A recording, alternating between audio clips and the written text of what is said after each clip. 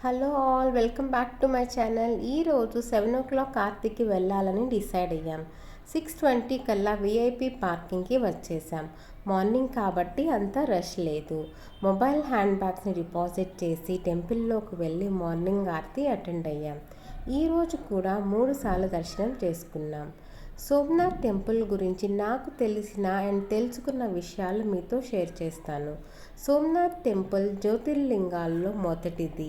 ఈ జ్యోతిర్లింగాన్ని చంద్రుడు స్థాపించారట. తన శాప విమోచనం కలగాలని ఈ లింగానికి పూజ చేసేవారంట. శివుడు చంద్రుని భక్తికి ప్రసన్నుడై చంద్రుని శాపం పోయేలా చేస్తారట. ఈ లింగంలో నేను కొలువుంటాను అని శివుడు చంద్రునికి మాటిచ్చారట. చంద్రుడు ఈ టెంపుల్ని బంగారంతో కట్టించారట. ఈ టెంపుల్ 17 సార్లు ధ్వంసం చేయబడింది. ఇప్పుడు ఉన్న టెంపుల్ 1947లో సర్దార్ వల్లభాయ్ పటేల్ కట్టించారు. టెంపుల్కి దగ్గరలోనే లక్ష్మీనారాయణ టెంపుల్ ఉంది. ఇది మన ద్రవిడియన్ ఆర్కిటెక్చర్లో ఉంటుంది. ఈ స్టాచ్యూ వీర్ హమీర్ సింగ్ గోవిల్ది. తను ఔరంగజేబ్ నుండి సోమనాథ్ని కాపాడే ప్రయత్నం చేశారు. లక్ష్మీనారాయణ టెంపుల్ దర్శించుకున్నాక పక్కనే ఉన్న ఓషన్ వ్యూకి వెళ్ళాం. ఇక్కడ ticket per head 5 rupees. Cycles రెంట్కి దొరుకుతాయి. దాని ఛార్జెస్ 50 రూపీస్ పర్ సైకిల్. ఇక్కడ షాపింగ్ సెంటర్స్ ఉన్నాయి. కొంచెం దూరం నడిచాక ఒకవైపు బీచ్, మరోవైపు ఓషన్ వ్యూ కారిడార్ ఉంటుంది. మేము ముందుగా బీచ్కి వెళ్ళాం.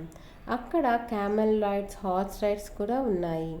కొంచెం సేపు బీచ్లో టైం స్పెండ్ చేశాక ఓషన్ వ్యూ కారిడార్కి వెళ్ళాము. అది 1.5 కిలోమీటర్ ఉంటుంది. సైకిల్స్లో వెళ్తే ఈజీగా ఉంటుంది. క్లైమేట్ బాగుంది అంటే నడిచి వెళ్ళొచ్చు, కానీ ఖచ్చితంగా వెళ్ళండి. ఒకవైపు సముద్రం, ఒకవైపు సోమనాథ్ టెంపుల్ చూసేందుకు చాలా బాగుంటుంది. సోమనాథ్లో చూడటానికి ఎన్నో ప్రదేశాలు ఉన్నాయి. మాకు టైం లేక వెళ్ళలేకపోయాం.